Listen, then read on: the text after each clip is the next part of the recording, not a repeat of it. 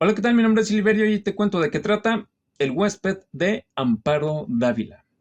Amparo Dávila fue una escritora mexicana. El cuento que vamos a abordar en este video es llamado El huésped. El huésped yo siento que está más en el lado del terror. Algunos dirán que es fantasía, pero pues la verdad a mí me parece más inclinado hacia el terror. Pero pues yo qué voy a saber, yo simplemente soy un desempleado que sube su opinión acerca de cuentos a TikTok, ¿verdad? Es un cuento corto escrito en primera persona que nos cuenta las experiencias increíblemente incómodas, perturbadoras y siniestras que tiene la protagonista cuando su esposo, después de un viaje, lleva a un extraño, el cual describe solamente como una persona increíblemente desagradable, repulsiva y con unos enormes ojos redondos y amarillos. El cuento comienza relatándonos la relación que tiene este matrimonio. Es uno de esos matrimonios en los cuales ya ninguno de los dos está a gusto, los dos se ignoran mutuamente. De hecho, hay una parte donde la protagonista describe que ella se siente como si fuera un mueble, ¿no? Así como así de que llega el marido y, hola, ¿qué tal? ¿Cómo estás, mesa? Hola, buenas tardes, silla. ¿Qué tal, refe? Ah, hola, esposa.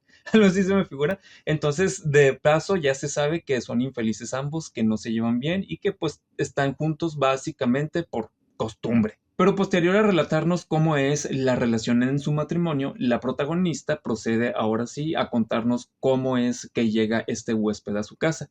Repitiendo, su marido lo trae después de un viaje que había hecho a la ciudad y empieza a contarnos toda la incomodísima experiencia que es vivir con él. Nos hace constantes referencias a lo horrible que es la sensación de saber que está por ahí, el imaginar que está en su habitación, o que tal vez anda caminando por los pasillos. Todas esas interacciones van desde algo tan básico como eso, como es el imaginar que anda por ahí, hasta encuentros violentos directos con él. Sin embargo, toda esta situación, incómoda, perturbadora, repulsiva, sin embargo, toda esta situación incómoda, repulsiva, perturbadora se vuelve un poquito llevadera gracias a Guadalupe, que es la persona que le ayuda con los quehaceres del hogar. Sin mencionar que Guadalupe resulta ser una pieza clave en cómo se va a desenvolver el final de este cuento, ya que tras una pequeña plática que tienen ahí, no es muy larga, pero sí muy sustanciosa, deciden tomar acción sobre pues la circunstancia que están viviendo de maneras pues digamos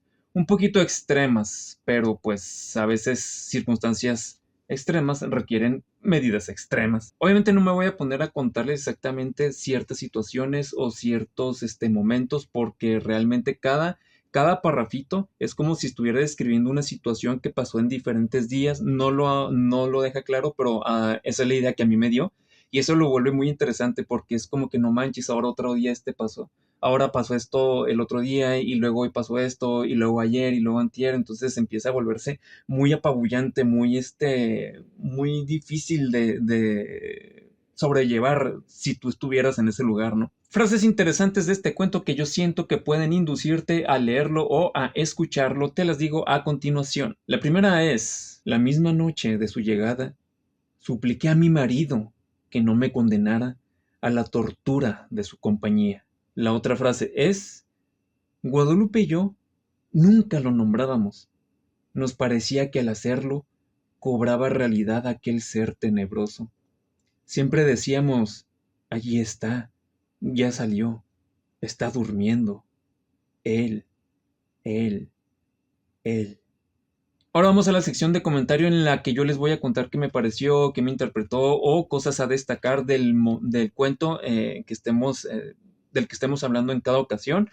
Les recuerdo que puede contener spoilers, así que si no quieren escuchar tal vez partes muy importantes de la trama, del argumento o ciertas acciones, les recomiendo que vayan a escuchar el audiocuento o lo lean y luego ya regresen a ver esta sección y me dejen ahí en los comentarios. No manches, Silverio, absolutamente nada de lo que dijiste tiene que ver con lo que está en el cuento. No, no se nota que no le sabes. Bla, bla, bla, bla. No importa. Interacción es interacción. Pero bueno, vamos al grano. El huésped, muchachos, yo siento que es un gran ejemplo de lo que es miedo a lo desconocido.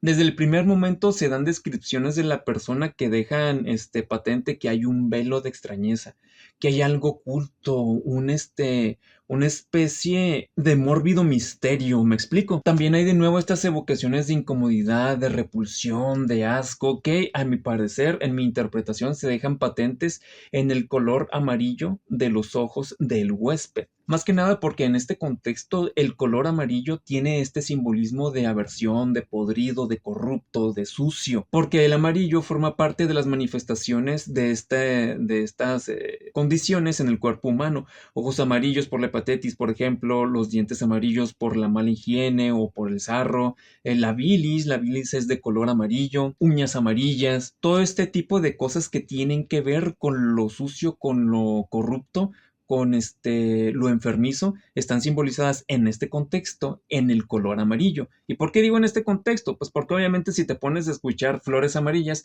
claramente de ninguna manera está hablando de flores enfermizas, ¿verdad? Por eso es muy importante abordar los simbolismos teniendo en cuenta el contexto. Acuérdense que no es lo mismo un cuchillo en la mesa de un chef que un cuchillo en la mesa de un cazador. Ahora, muchas personas abordan la figura del huésped, es decir, de esta persona, muy entre comillas, como si fuera la materialización del maltrato o del alcoholismo del esposo. Sin embargo, ahí me parece interesante que en ningún momento de la narración da a entender que el esposo ejerza alguna especie de violencia o maltrato o tenga algún problema de alcoholismo. ¿Por qué nosotros tendemos a hacer eso? Pues porque de cierta manera hay un trasfondo o como un prejuicio a que en un matrimonio, cuando los dos son infelices, tendemos a echarle la culpa al hombre. Esto no es ningún tipo de justificación, simplemente estoy dejando en claro que de manera muy curiosa, a pesar de que en ningún momento hay alusiones a maltrato o a alcoholismo, inmediatamente queremos atribuirle estas características a la parte masculina de la relación.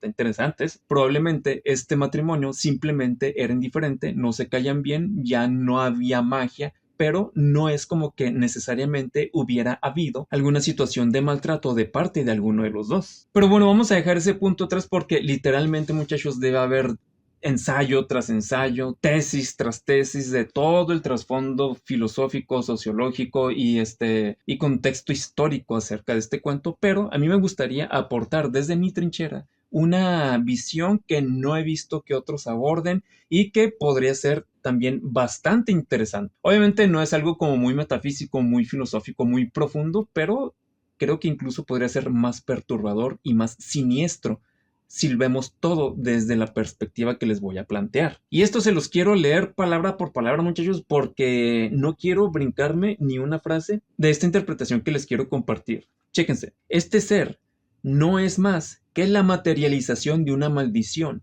o un demonio u entidad, un egregor creado por el marido durante sus largas estancias fuera de la ciudad, y que solo ha conseguido materializarse hasta ese punto debido a que solo el marido lo concibe.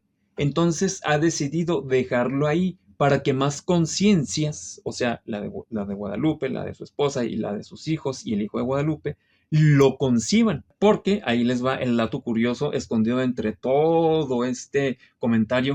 Un egregor es la materialización de una idea colectiva y un tulpa es la materialización producto de una sola persona.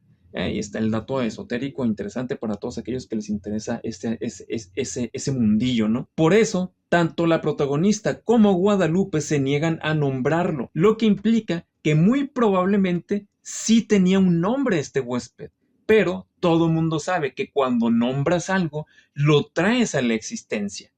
Por lo tanto, constantemente se negaban a nombrarlo para que esta cosa, y de hecho lo dice en la frase, sentíamos que eso le iba a dar realidad a ese ser siniestro. Por lo tanto, el huésped, muchachos, muchachas, es el relato de la materialización de este ser por parte de una persona que tiene completo desconocimiento de estos fenómenos, lo cual le da un giro completamente, porque no es la experiencia de una persona con algo extraño, es la crónica, el testimonio de la manifestación de otro tipo de esencias en este mundo.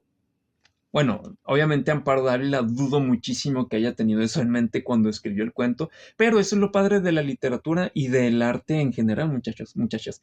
Existen tantas interpretaciones como personas expuestas a tal obra. Digo, tal vez no es como que lo más profundo desde el punto de vista sociológico o antropológico o filosófico, pero desde el punto de vista narrativo, siento que es una arista que es muy interesante tener en cuenta al momento de leer este relato. Pero bueno, este video ya se hizo muy largo. Eso es todo lo que tengo que contarte acerca de El huésped de Amparo Dávila, y en el siguiente video voy a estarte contando de qué trata Amor verdadero, de Isaac Asimov. Nos vemos ahí.